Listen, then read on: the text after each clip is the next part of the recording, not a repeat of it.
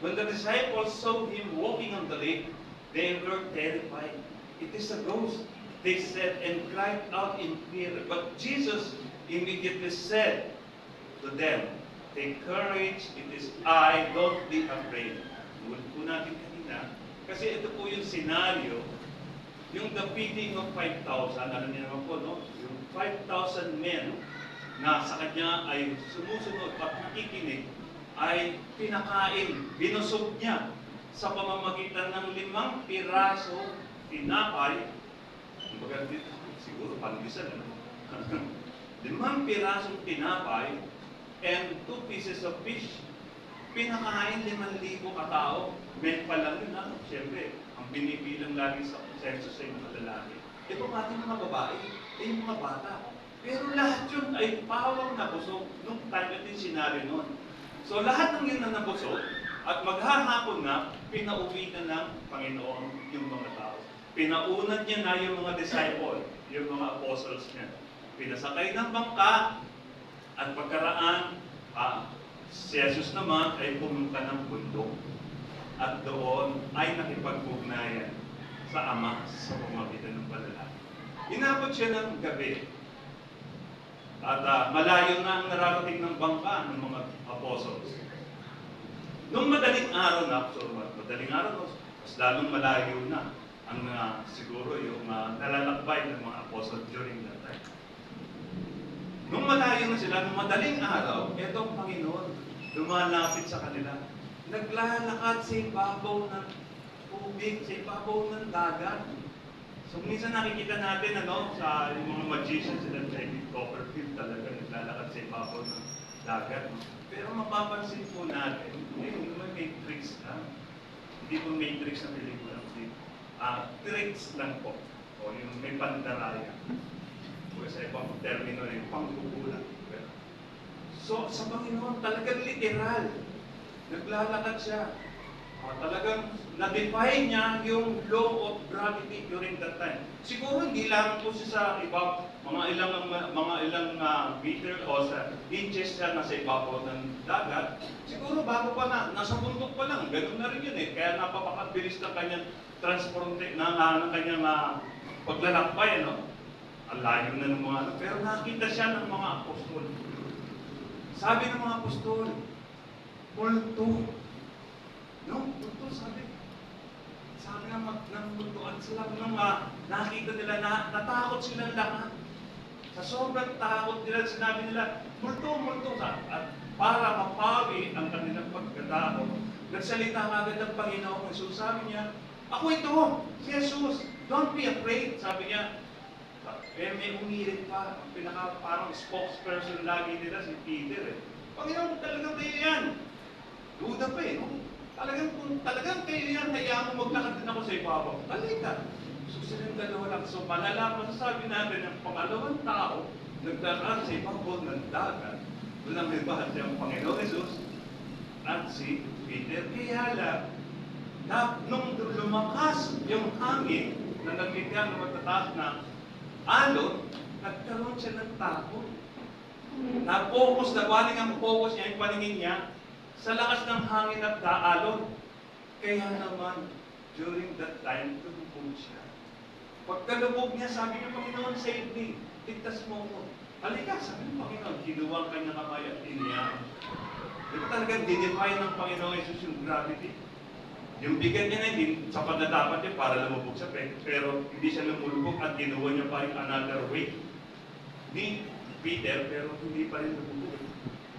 Doon nagpapatunay lamang. Ano po sabi ng Panginoon? Sabi ng Panginoon Jesus kay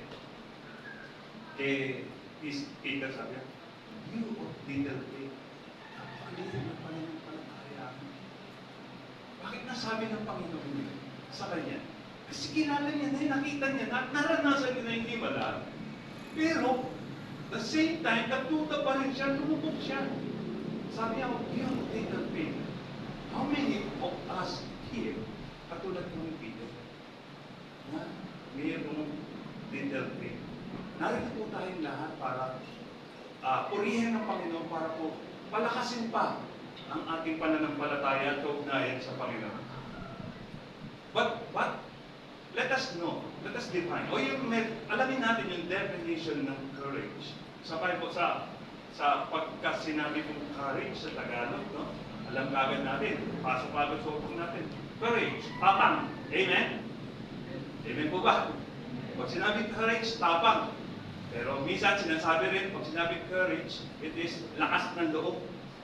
Pag sinabi rin courage, pwede rin itong sabihin giting o yung magiting. Minsan madalas masasabi natin yung giting o yung magiting na sinasabing ito, parang applicable lamang ito sa mga bayani. Bakit? Kasi pasasabi lang na magiting ang isang tao kapag meron siyang bagay na ginawa in behalf o yung in replace o yung kapalit ng kanyang sarili. Masasabi natin yung nagbubis ng kanyang buhay para sa kapakanan ng nakararami. Madalas masasabi natin itong mga magiting na to ay yung mga bayani. Amen? Sapagkat yung mga bayani ito ay nagbuwis ng kanilang mga buhay para makabit lamang ang kalayaan nating lahat buhat sa kamay ng mga dayuhan, Kastila, Amerikano, Hapon. Kaya nasabi natin na ang mga bayaning ito ay mga magiting. Yung po yung tinatawag na courage. At alamin po natin yung definition niya sa Bible. Sa dictionary, sabi po, it is the ability to do something that frightens one. So, ibig sabihin yung courage, yung tapang daw ay isang kakayahan na magawa mo yung isang bagay na kinatatakutan ng iba. Kasi tignan natin, tulad ng illustration natin kanina, yung mga bayani. Bakit ilan lang sila? Sila yung mga taong may kakayahan upang ang kanilang mga buhay ay ibuwis nila para makamit lamang ang kalayahan. Kahit na sila ay makulong, kahit sila ay mamatay, okay yun. Basta, ito sila yung tinatawag. Ito po yung definition. At the same time, sabi, it is also the strength in the face of pain or grief. Ito yung kalakasan, yung endurance mo, nakakaranas ka na ng tiisin, nakakaranas ka na ng mga crisis sa buhay, mga suliranin, dinadaguan ka na ng napakaraming problema, pero kaya pa rin tiisin, kaya pa rin tanggapin. Ito yung strength. Strength in the face of pain or grief, and that is courage. Sabi rin, it is not the absence of fear. Sabi ko, pagka matapang ka, wala kang takot. Kasi meron ding meron ding bagay na yung malakas ng loob mo, pero kahit na alam mo meron mang inner fear na natatakot ka, pero dahil sa kailangan, halimbawa, ganito, no? Sa swimming pool, meron 10 feet, may diving board. Lahat sila nagsiswimming, pero iilan lamang ang may lakas ng loob para gamitin yung diving board para mag-dive. Amen po ba? Amen. Yan po yun. Yan po yung sinasabi. It is not the absence of fear, yung courage. It is not the absence of fear. Porque wala kang takot, yun ay ikaw na yun. Meron din mga courageous person na mayroong inner fear. Pero dahil sa the ability and the strength that they have, yung tiis, kahit nilang tiisin itong fear na to, i-overcome ito, nagagawa nila, ito po yun. So, masasabi natin, kahit na yung courageous people, meron pa rin pong fear. Pero nga lang, kaya ito nilang labanan. Amen? So, sabi po rito, sa ating pong teksto na ating pong pinag-aralan, meron pong tatlong courageous things na ating pong matututunan sa ating pong paksa ngayon. 3 courageous things to consider from the text. Number 1, sabi mo, courage to recognize God. Si Peter po, nagsabi na siya, ang Panginoong Isus nung lumalapit na sa mga disciples, sa pamamagitan ng paglalakad niya sa ibabaw ng dagat, ay nagpakilala na siya, it is I, don't be afraid, huwag tayong matakot, ako ito. Kaya sabi nito, talagang, ang tinuturo po sa atin dito, we should have courage to recognize God. Kasi minsan, kung i-apply po natin in our personal life, minsan meron tayong mga achievements in life. Sabihin natin, na-achieve ko to dahil pinagtiisan ko ito. Napagtapos ko ang aking sarili sa pamamagitan ng sarili kong kayod, sarili kong pagsisikap. Hindi na ako umasa sa aking mga magulang. Hindi dapat natin yun. Bakit? Dapat ang pinagmamalaki natin, walang iba, salamat sa Panginoon sapagkat pinagkalooban niya ako ng pagnanasa, ng desire, ng karunungan, ng kasanayan, at ng hininga, ng hangin na may hininga para ma-achieve ko ito. So, ibig sabihin, there are times in our life, minsan napapapulihan tayo. Pero dapat, ang papuri ito, ibinabalik natin sa Panginoon. Uy, ang ganda mo ngayon na. Hindi naman, slide na. Dapat ganito eh. Purihin ng Panginoon sapagkat nilikha niya akong ganito. Amen po ba? So, dapat sa buhay natin, we should have the courage to recognize God. Ipakilala natin sa mga tao. Sabi mo, di ba, what do you have that you did not receive? Lahat ng bagay na meron tayo, cellphone, binili mo yan, pinagirapan mo, tinarabaho mo yan. Sino nagbigay sa'yo ng lakas para mapagtrabaho? Sino nagbigay sa'yo ng pagnanasa para kumita? Sino nagbigay sa'yo ng opportunity para magkaroon ng trabaho at kumita? Ang Diyos. So, what do we have that we did not receive? Lahat ng meron tayo ngayon, kahit sinipod natin, lahat yan galing sa Diyos. Even our own life, galing natin sa Panginoon. Kaya sabi dito, we should have courage to recognize God.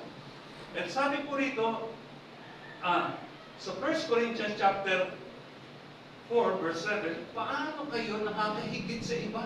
Hindi ba't lahat ng nasa inyo, ginawa ko, mas maganda kasi sa Tagalog eh. Hindi ba't lahat ng nasa inyo, ibinigay lamang sa inyo ng Diyos? Kung gayon, bakit nyo ipinagyayabang iyon na parang hindi ka loob sa inyo? Parang sinasabi sa sarili mo na, na-achieve ko ito eh. Nakakapit ko ito eh. Hanggang sa umabot ako sa doctorate. No, sino ka nagbigay sa inyo yan? Natanggap mo yan at hindi kusang nakuha mo, kundi may nagbigay sa iyo. And that is our God.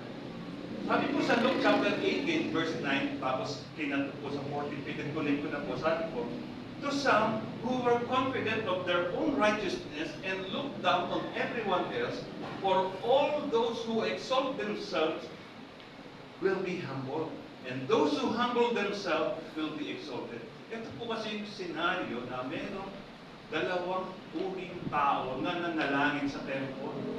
Yung isa po ay Pharisees, at ang isa naman ay tax collector. Sabi ng Pharisees, Panginoon, salamat po sapagkat ako ay hindi naging katulad ng tao ito, nanakaw, pumapatay, kung ano pa man, negative, at nagbibigay ako ng aking ikapo, every worship, at salamat po dahil hindi ako naging katulad ng tao ito. Sabi naman ng tax collector, Panginoon, patawarin mo. Dinadapugan niya ang kanyang dibdib at nagsisi, patawarin mo kung sa aming mga. Sino sa kanila ang pinakinggan ng Diyos sa pamamagitan ng panalangin? Yung kung nagpapakumbaba. Amen? Ito po yun eh. Sabi niya, to some who were confident of their own righteousness and looked down on everyone else, hindi kinalulugdan ng Diyos. Ang kinalulugdan ng Diyos yung mga taong nagpapakumbaba. Sapagkat lahat ng nagpapakumbaba ay itinataas ng Diyos. Nais po ba natin itaas tayo ng Panginoon? Let us continue to be humble in the sight of God. Pakumbaba tayo. Wala namang masama kung papakumbaba tayo eh. Amen po ba? Sa halip, natutuwa pa ang Diyos kapag tayo ay nagpapakumbaba. Minsan, ini-insist nila sa'yo, na kahit na ikaw, alam mo, tama ka, ini-insist nila sa'yo, mali ka, okay, accept it. Meron naman tayong Diyos na nakakakita. Amen? Kasi yun ang maraming beses nararanasan. Maring ako, or kayo, naranasan nyo rin na pinipilit nilang mali ka. Pero alam mo, tama ka.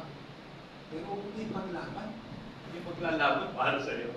At ang Diyos, mapaunawa. Kahit sa totoo lamang po, ewan po, pero na-experience po ito, even the pastor. Kapag ka talagang kahit pastor ka pa, kapag mali ka, at ininsist mo na tama ka, at hindi mo pinakinggan ng miyembro, merong Diyos na mag-correct sa'yo. Amen? Mas maganda pagka pag nag-correct ng Diyos sa atin, talagang parang yung binuhusan ng malamig na tubig. Pag-realize mo talaga, parang, sorry po Lord, the best things, once you acknowledge your sin, your mistakes, sabihin mo na lang sa Panginoon, patawad ko. And He is able to forgive. Amen? At the same time, sabi po sa pangalawa, sabi po natin yung una, sabi natin, ano raw po yung unang courage to recognize God, and number 2 is courage to walk nearer to God. Ito po yung kasi yung sabi ni Peter, Panginoon, kung talagang kayo yan, allow me to walk also sa dagat. O sabi ni Lord, come, lapit ka. Nakakalapit siya, nakalakad siya, di ba? So sabi rito, we should have courage to walk nearer to God. Yung kapag lalakad ka papunta sa Panginoon, wala ka ng alinlangan. Si Peter nag-alinlangan eh. Lumakas lang yung hangin, natakot na. Anong nangyari? Lumubog tuloy, di ba? So kailangan, sa buhay natin, ang tinuturo sa text na ating binabasa, ang ating pinag-aaralan po, ay we should have courage to walk nearer to God, even in the midst of sufferings. Minsan nakakaranas na po tayo na sabi natin kanina, gano'n, kung kailan lumalapit ako sa Panginoon, saka ko nararanasan yung pagtitiis, yung kahirapan. Parang, sabi natin kanina, kailan lalapit ako sa Panginoon, wala nang trabaho, wala nang pinagkakakitaan, nawalan ako ng financial blessing, at nawalan ako ng mga kaibigan, nawalan ako ng mga and even sa tahanan, nagiging parang kontrabida. Sometimes God allows it, even in the midst of sufferings, and sometimes yung mga kilala mo, na dati mong kaibigan, pininasikip ka, just to prove them na silang tama, ikaw yung mali. Pero, it doesn't mean for you to stop. Sabi po, continue, have courage to walk nearer to God. Minsan, alam niya po, dumarating din sa buhay natin yung karamdaman. Kakaroon tayo ng sakit. O yung, kahit hindi ko yung may sakit, yung mahal mo sa buhay may sakit. At wala ka anything to support na financial, di ba? Sometimes, God allows it to happen to us. For what? Para lalo po tayong lumapit sa Panginoon. Kasi minsan, alam nyo, ang Diyos lapit sa atin. Ang problema tayo lumalayo eh. Pero Diyos hindi pa rin nagsasawang lumapit. Gusto niya pa rin lumapit kahit tayo layo na layo. Ano nangyayari habang tayo lumapit? Lalo tayo napapahaba. Lalo tayo katulad ni Peter, lalo tayong lumulubo. Kaya sabi po rito, even in the midst of crisis. Sa 1 Peter chapter 5 verse 7, sabi, ito po yung encouragement sa atin once we experiencing sufferings o yung mga tiisin sa buhay. Sabi, ipagkatiwala nyo sa Kanya. Sino Kanya? Ang Diyos. Ang inyong mga alalahanin sa buhay, sapagkat siya ay nagmamalasakit sa inyo. Cast all your cares upon Him, for He cares for us. Amen? Ganun po ang Diyos. Kahit na nakakaranas tayo ng mga suliranin sa buhay, ng mga tiisin niya, hindi sa mga karamdaman niya, piling mo na sa Panginoon. Proven na po sa buhay niya. Naranasan mo talaga yung mga tiisin po niya. God allows it to happen. Pero purihin ng Panginoon. At ngayon, nandito na po ako sa stage na 59 years old. 1 year na lang. 60 years old na. May discount na po ako susunod. May feeling na may discount na. Minsan nakakasal si misis ko, nalakad na lang. Yung misis ko, nakasabay ko, senior na siya. Nakakalimutan ko ihingi ng discount. Sabi, hindi ka pala, senior na ako. Oo nga pala, sayang, sabi ko. So sabi ko, number 3, number 1, sabi ko dati, courage to recognize God. And number 2 is courage to walk nearer to God. And number 3, courage to accept our mistakes. Nung panahong lumubog si Peter dahil sa pag-aalinlangan niya sa Panginoon, inaano mo siya ng Diyos. Friends, nung sinabi niya, tulungan, save me, Master, sabi niya, niligtas siya ng Paginoon. Pag ligtas sa akin ng Panginoon, sabi niya, you of little faith. Hindi na po siya nakipagtalo. Tagal ko na ng karpet, sabi, Panginoon, at tagal ko na sumasama siya. Tinawag mo na ako, sabi ko, I can be a fisher of men, sumunod ka agad ako sa inyo. Hindi pa mapagtitiwala, hindi pa po pananampalataya siya. Hindi po siya nakipagtalo. He acknowledged his sin, his fault. So sabi po, recognize, sabi niya, courage to accept our mistakes. Sa buhay po natin. Okay, basahin po muna natin sa Luke chapter 18, verse 30. Ito po, balikan natin yung scenario doon sa tax collector. But the tax collector stood at a distance. Pinag-pray nga sa atin. He would not even look up to heaven, but hid his breast and said, God, have mercy on me, a sinner. Yung sabi natin kanina, yung dalawang nanalangin, yung isa Pharisee, pero ito yung prayer ng tax collector, sabi niya, God, have mercy on me. Hindi halos hindi siya makatingin sa taas, sobrang yuko niya. Dahil sa sobrang guilt niya sa kasalanan niya. Talaga, pero at the same time, kahit na ganun matindi yung kasalanan niya, tumatawag pa rin siya sa Panginoon. At ang Panginoon, dahil sa nakita na seriousness and the genuineness of his heart, kinalugdan ng Diyos ang kanyang prayer. Amen? Gusto rin po ba natin kalugdan ng Diyos ang prayer natin? Amen. Once we commit mistakes, let us acknowledge it. Minsan alam nyo, inokorek ka. Alam mo, nagkamali ka at may magkokorek sa'yo. Minsan, parang ang hirap tanggapin. Sino ba parang yung korek ka? Parang gano'n. Pero, sometimes God allows it na gamitin yung taong yun para ipaunawa sa'yo pagkakamali mo. Eh, sino ba nagpapaunawa kay King David nung nagkamali siya? Di ba? Simpleng tao lang. Si Nathan, Prophet Nathan, di ba sabi niya, siya yung nagsabi ng pagkakamali. Pero tingnan niyo po, buti na lang si King David in-acknowledge niya pagkakamali. Napahiya siya sa harapan ng kanyang nasasakupan, pero tinanggap niya ang pagkakamali. So dapat in our life also, we should have courage to accept our own mistakes pag nagkakamali po. Dahil hindi naman tayo pinanganak laging perfecto, laging tama. Minsan nagkakamali rin tayo. At once, ipaalala ng Diyos sa iyo, minsan pinapaalala ng Diyos yung pagkakamali natin. Minsan sa sarili natin, nare-realize natin. But sometimes, yung mga kapatiran, minsan yung kahit hindi kapatiran, basta yung tao lalapit sa atin. Minsan naman, yung sitwasyon, ipapaunawa sa atin. Minsan naman sa panaginip, iko-correct tayo ng Lord. Pero the essence there is, paano mo tanggapin ang pagkakamali? Handa ka bang tumanggap ng pagkakamali? O yung handa ka bang tumanggap ng pagtutuwid? Yun ang issue rin eh. So we should have courage to accept our mistake. Tinanggap po ni Peter, you of little faith. And that is the end of the story. Tanggap na niya. So sabi po rito, what lesson have we learned from Jesus walking on water? Ito po yung keeping our faith in focus. Meron tayong lahat pananampalataya rito. Amen? Amen. Pero nakafocus po ba tuwina ang pananampalataya natin sa Diyos o minsan sa ating sarili?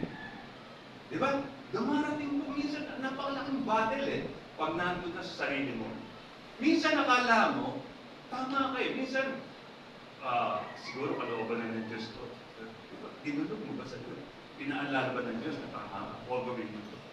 Kaya nga sabi, kapag maglalakbay ka, sabi ng Panginoon, huwag niyong ipangako yung araw ng bukas. Dahil hindi niyo alam kung ano mangyayari bukas. Diba, sabi niya, bukas pupunta ako ron. Huwag daw eh. Bakit? Nakakatiyak ka pa, bukas buhay ka pa. Sabi po niya, Apostle James yun. Kaya kailangan sabi, kung luluobin ng Diyos bukas at buhay pa ako, maglalakbay ako. Amen? Kasama ang Diyos. Amen po ba? Kasama lagi ang Diyos sa ating lahat ng even the decision. Application po tayo. As we follow guys in our daily life, there are some unavoidable circumstances that creates obstacles in our journey. Meron mga bagay na hindi inaasahan dumarating sa buhay natin na minsan nagiging hadlang sa ating ginagawa. Halimbawa lamang po, nais natin mag-church, pero lakas ng ulan. Diba? Ang lakas ng ulan. Bumabag yun. Baha na sa phase 1, baha na sa tulay. So, anong gagawin natin? Tutuloy pa ba tayo? Sometimes God allows yung pagsabog ng bulkan. Bulkan taal. Kamakailan sumabog. Bakit inaalam niyang mangyari ito? Para ba tayo ay hadlangan sa paglilingkod? Hadlangan sa pagsamba sa hindi ito. God allows these things to happen para i-purify po yung ating faith, yung pananampalataya sa Kanya. There are some unavoidable circumstances that creates obstacles in our journey. Sabi po, obstacles due to nature, yun nga po, yung umuulan, minsan lumilindol, minsan sumasabog ng bulkan, minsan naman po yung nagiging obstacles din. Naalala ko lang po, balikan po sa minsan, ako po ay naglalakbay na nakamotor at okay naman po yung panahon, kaso biglang umulan. So kailangan, dahil hindi ako nakaprepare, hindi ako nakakapote, kailangan akong lumilin. So nung ako ay lumilin, at tuloy pa rin ang ulan, pag tuloy pa rin ang ulan, parang sabi ko, gusto ko nang makauwi, parang tumatagal. Pero alam ko naman may pagtila rin yun dahil kasi kahapon ganun din, parang gano'n. So ginawa ko, habang nakalilim ako, nakasilong ako, store ko na yung apote ko. At doon, naganda na ako tumakbo. Sa pagtakbo ko po, eto po, nangyari. Sa unahan ko po, may biglang pumreno. At naitalo mo nga kay Mrs. ko. Sorry. Naitago kay Mrs. ko yung pangyayari. Pero, sa harapan mo, may biglang tumigil. At dahil sa takbo ko talaga stationary pa rin, nakapreno na po ako, pero sadyang basa ang ulan. Dumulas pa rin po ako. At nabangga po ako sa kanya. Na-realize ko po, no? God allows things na umulan para tumigil ako sa pagtakbo. Pero in-insist ko pa rin sarili ko eh. Yan nangyari. Disgrasya. Minsan, dumarating sa buhay natin na hindi natin alam pinipigilan pala tayo ng Diyos. Nagawin isang bagay dahil alam ng Diyos, ikapapahamak pala natin. Pero in-insist natin. Yan nangyayari. Tayo tuloy nga, napahamak. Pero natutunan ko ang bagay na yun. Sometimes, He allows things na mangyari sa atin na umulan, para minsan matigil tayo sa paglalakbay muna, tumigil, at makipag-ugnayan sa Kanya. At pagtila ng ulan, and that's the start of a new life. So sabi po rito, no? By this, we need courage. Courage to face it, courage to be still. Fear is the absence of courage. Sabi natin na yan. Fear is not the absence of courage. We need courage in every aspect of our life. Kailangan natin na maging matapang sa buong aspeto ng ating buhay. Siyempre, we cannot save soul. Hindi tayo makapagliligtas ng kaluluwa. Ayaw mo ba iligtas ang kaluluwa ng kapitbahay mo? Hindi. Kahit kaibigan mo, kahit kapatid mo, hindi mo kaya iligtas kaluluwa. Dahil it is Christ's job. Amen? Amen po ba? Trabaho ni Jesus yan, yung magligtas. ang trabaho natin, what we have is the right to witness. Amen? And to witness, we must have the courage. Courage to witness. Sa Acts chapter 23 verse 11, sabi, the following night, the Lord stood near Paul and said, take courage, sabi niya. As you have testified about me in Jerusalem, you must also testify in Rome. Si Apostle Paul na dating persecutor ng mga Kristiyano ay hindi po ng Panginoon sa pamamagitan ng isang timalan. Nagulat siya at kinausap ng Panginoon, bakit mo ko inubusin? At sabi na, at yun nga po, nag-start ng pagsunod dahil sa himalang yun, sumunod si Paul. At ang bilin sa kanya ng Panginoon, kailangan, sabi niya, magpakatapang ka. Lakasan mo ang iyong loob as you have testified about me. So, isipin natin, dating persecutor ni Kristo ay hindi po niya ang puso para to testify. Ipakilala si Kristo sa mga tao upang yung mga hindi sumasampalataya ay sumampalataya kay Kristo. Isang napakalaking himala. Amen? Napakalaking himala po nun. Sabi niya, in Acts chapter 9 verse 16, I will show him how much he must suffer for my name. Sabi po rito ito po kasi yung salitang ito ay iniutos, sinabi ng Panginoong Yesus kay Ananias na kausapin niya, patungan niya ng kamay si Paul during that time na nabulag dahil sa matinding liwanag na himala ng Panginoon. Sabi niya, sabi ng Panginoong Yesus kay Ananias, patungan mo siya ng iyong kamay at ipadalangin.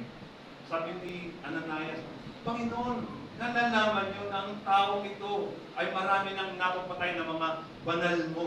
Yung mga tagasunod mo, pinapapatay niya, inuusik niya. Sabi niya, huwag kang matakot dahil isa siya sa pinili ko, sabi niya ang Panginoon Jesus, to testify to the Gentiles and even to the kings and even to your kings. So, lakas ng loob ni Ananias, pinatungan at nakakita po si Apostle Paul during that time.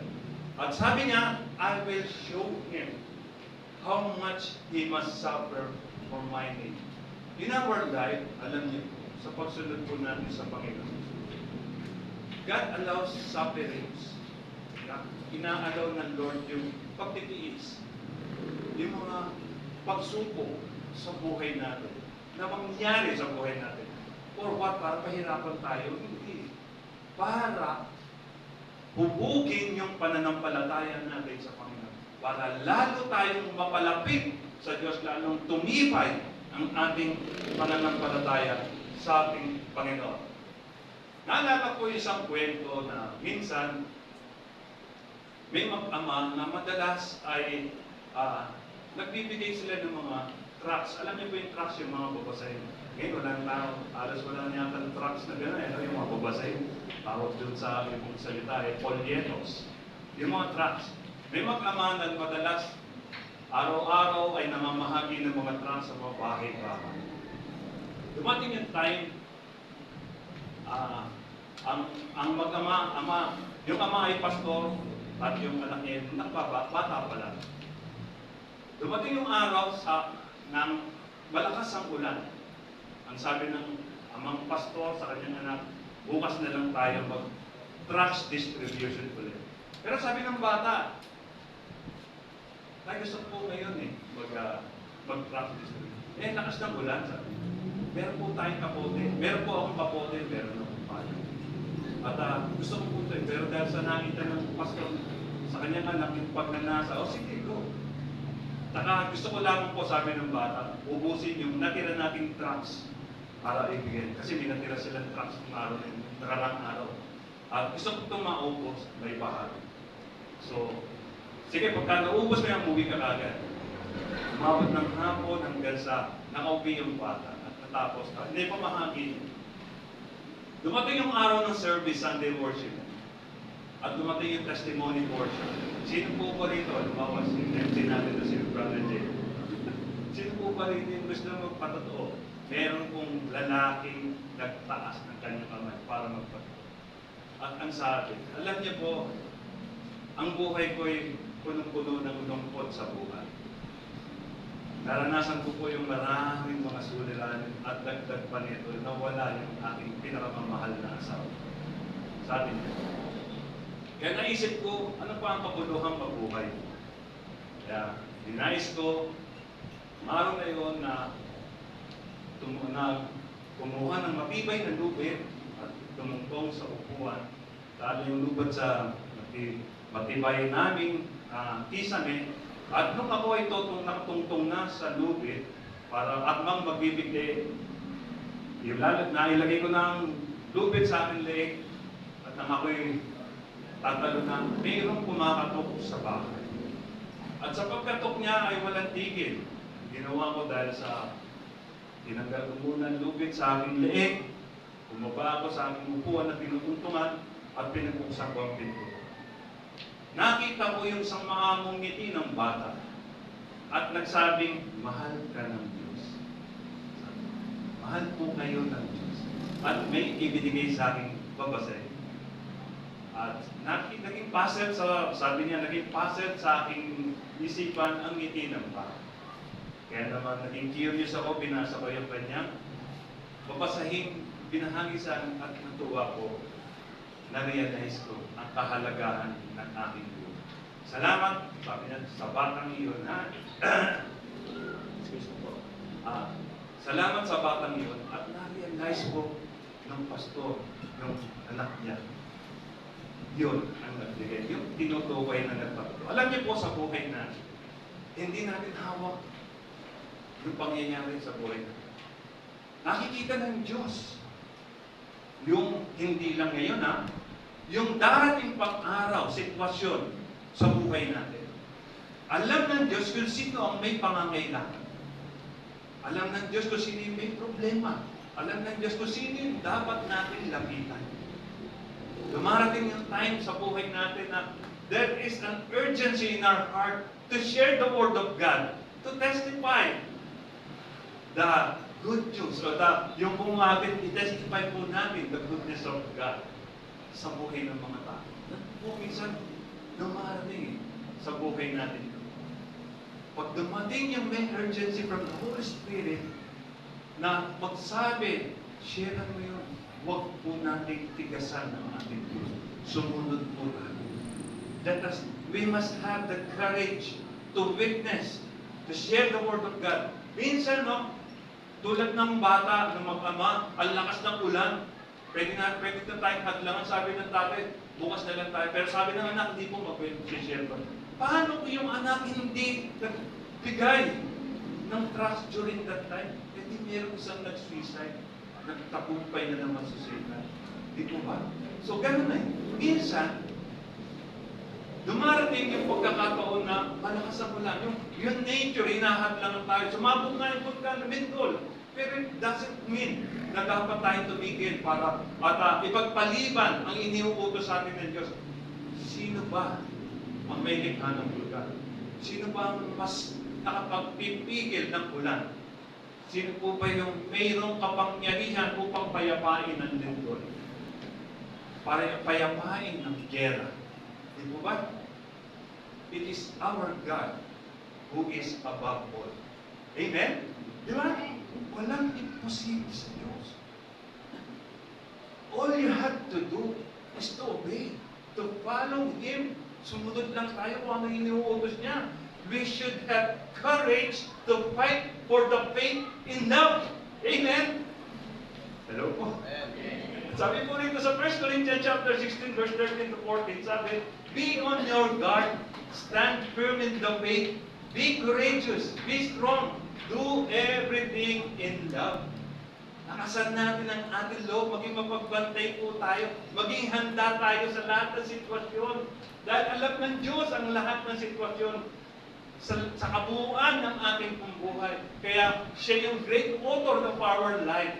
Kaya kapag sa darating na pangyayari sa atin na hindi natin alam, pinapaalala sa atin ng Diyos, at iniutusan niya tayo na gawin ang isang bagay, gawin po natin ng walang pag-aalinlangan and the benefits And the rewards is ours din. Bibigay ng Panginoon sa atin. In Philippians chapter 1, verse 20, sabi niya, I eagerly expect and hope that I will no way be ashamed, but will have sufficient courage, so that now, as always, Christ will be exalted in my body, whether by life or by death. So sabi po, kinakailangan, dala-dala pa rin natin yung hope, yung pag-asa natin at yung tibay na loob na hindi natin kinakahiya yung to share the word of God, to share the gospel. Sabi po natin kanina, wala naman tayo. Yung dating preaching po natin, sabi po natin, wala tayong ambag sa creation ng Diyos. Wala tayong kaambag-ambag yan. Ang atin lamang, pero napakabuti ng Diyos, ginawa niya, inalaw niya tayo to participate sa creation niya in what form? To steward na pangalagaan ang mga nilikha niya. Kabilang doon yung ating kapwa. Di ba sabi? Maibigin mo ang iyong sarili, ibigin mo ang iyong kapwa gaya ng iyong sarili. Ang pag-ibig natin sa ating kapwa ay isang paraan ng pag-aalaga natin sa kanila. Sapagkat dapat kailangan natin ibahagi ng walang pag-aalinlangan at hindi natin dapat ikinakahiya ang pagbabahagi ng salita ng Diyos. Sabi niya, sino mo magkahiya sa akin sa harapan ng mga taong to, ikakahiya ko rin sa harap ng ating Ama. Gaano kaya kasakit sa ating damdamin sa harapan ng Ama, ikinakahiya tayo ng Panginoon Jesus. Di ba? So, kailangan we should have courage to witness. Sabi niya rin po kay Joshua, chapter 1, verse 9, hindi ko na po nailagay sa slide. Sabi niya, have I not commanded you? Sabi niya. Be strong. Be courageous. Do not be afraid. Do not be discouraged.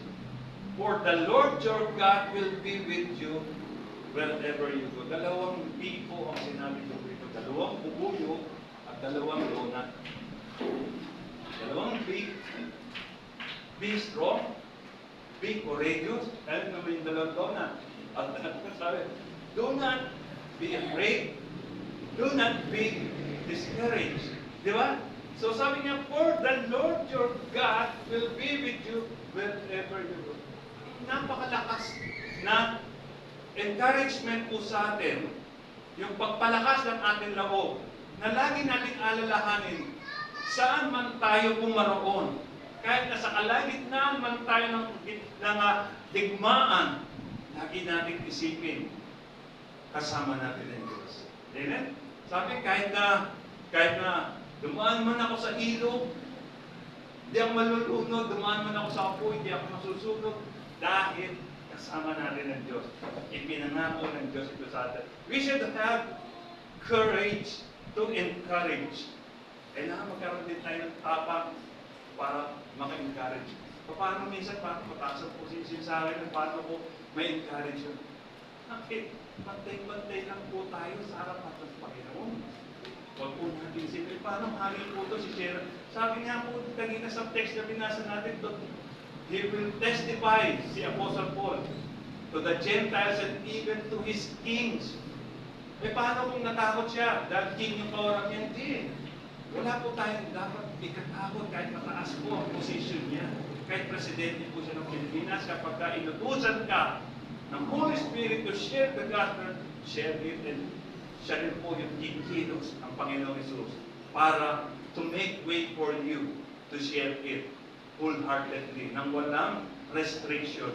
Sabi po rito, in our conclusion, as a 1 Thessalonians chapter 5, verse 11, sabi, therefore, encourage one another and build each other up, just as in fact you are doing. Sabi, kailangan daw po natin palakasin ang loob ng ating mga kasama. Kasi nakikita natin, hindi na siya umaattend sa church, hindi na siya nagpa-participate sa mga ministry, hindi po natin dapat siya husgahan. Sa halip, puntahan po natin sa bahay, encourage natin. Kaya kung ginagawa natin para sa Panginoon, hindi mo mawalan ng visa yan, hindi mo mawalan ng silbihan. Dahil recorded dyan sa Panginoon. Pagpatuloy tayo, encourage natin sila. Lalo na po yung mga taong hindi na natin nakakapiling sa pananambahan, sa paglilingkod sa Panginoon.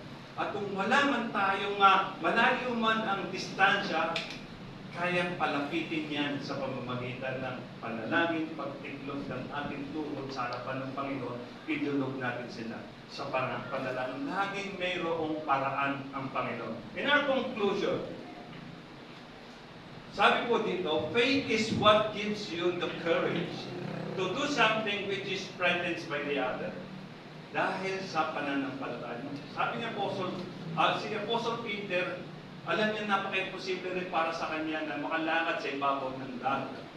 Pero dahil sa pananampalataya niya kay Kristo at nakita niya namin itong Panginoong Isus, Panginoon, allow me to walk also sa ibabaw ng dagat. At sabi ng Panginoon, nakalakad po siya. Sabi po rito natin, faith is what gives you the courage. Ito ang nagbibigay ng tapang sa atin yung pananampalataya.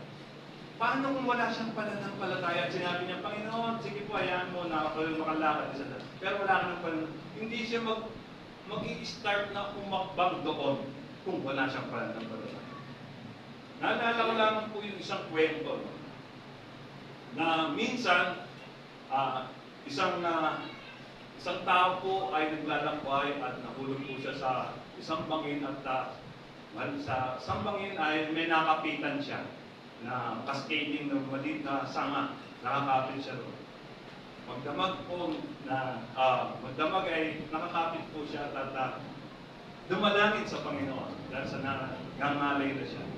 Nakakapit siya sa sanga, bangin. Alam niya kasi, bangin yun, pagpagsak niya ay kamamatay.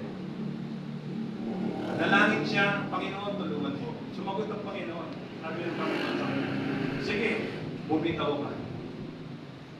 Alam niyo po, dahil sa utos ng Panginoon at makikita po natin kung halimbawa kayo po yun, nakakapit na lang kayo sa puno, nasa bangin kayo. Inutos ng Panginoon, bumitaw ka, bibitaw ka. Bibitaw ka ba? Ano mo ikapapahamon? Hindi po siya bumitaw. Hinintay niya na lang na mag-umaga. Nung nag-umaga, nakita niya, ganyan na lang po, lupa na. Nagpakahirap pa po siya. Kaya kailangan po, it is a requirement for us. Yung pananampalataya po natin, lagi natin ilakit.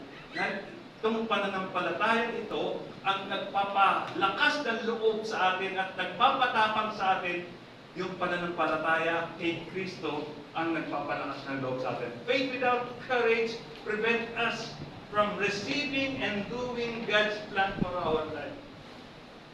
Kung meron kang pananampalataya pero wala ka naman tapang, ay ito ang humahadlang na makamtan natin yung mga bagay na inihahanda ng Diyos sa atin. Nakakaintindihan pa po ba tayo? Amen. Praise the Lord. Sabi, faith without courage prevent us from receiving and doing God's plan for our lives. Ito po minsan umahadlang sa mga plano ng Diyos sa atin kung walang tapang ang aking pananampalataya. The result is hindering spiritual growth and unfruitfulness. Kapag halimbawa meron kang pananampalataya pero wala ka naman tapang ipaglaban ang pananampalataya mo, ay sabi po rito, mabagal ang spiritual growth mo. Parang naalala niyo po yung the parable of the seeds. Yung yung seeds, merong natapon sa daan, tinuha kagad ng ibon, may natapon doon sa batuhan, tumubo, pero dahil sa walang lupa, namatay din agad nung dumating yung mainit na araw. At meron namang nahasik na binhi doon sa tawag na maraming damo. Tumubo siya pero hindi makapangbunga. Bakit? Kasi nga po ay naroon siya sa paligid ng mga damo o yung mga nasa dawagan siya. At meron namang binhi na nahasik sa matabang lupa. Ito ay tumubo at namunga 100 at 10, daan. Ganun po.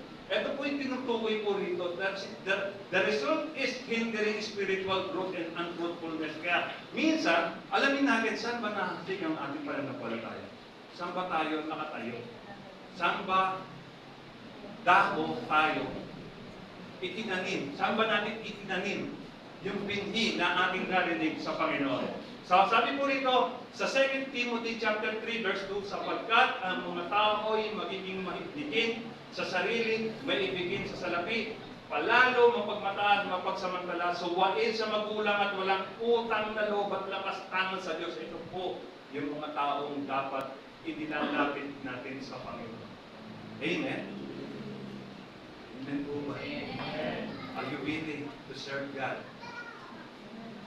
Amen. Praise the Lord. So sabi po rito, huwag na nating hintayin pa na talikuran tayo ng Diyos. Alam niyo po nang nangyari minsan, tinalikuran ng Diyos yung unang mga tao. Na buti na lang, inutusan niya, in-spare niya ang buhay ni Noah. Sa pamamagitan ng baha, ang mga tao ay nalikod. Pero umulit pa rin sa pamamagitan sa Sodoma at Gomorrah. Ang mga tao ay labis na nagpapakasama. Kaya ang ginawa ng Panginoon doon ay hinunaw ang Sodoma at Gomorrah sa pamamagitan naman ng apoy. Dito po sa ating buhay, huwag na natin hintayin pa na talikuran tayo ng Diyos. Pag tumalikod ang Diyos sa atin, is the end of our story. Tandaan po natin. So sabi po, minsan nakakaranas po tayo sa buhay natin ng napakaraming tiisin. Maraming pagsubok. Kailangan po natin magpakatapang, lalo na sa edad nyo. Marami sa inyo mga kabataan pa, mahaba-haba pa kayong lakbayin.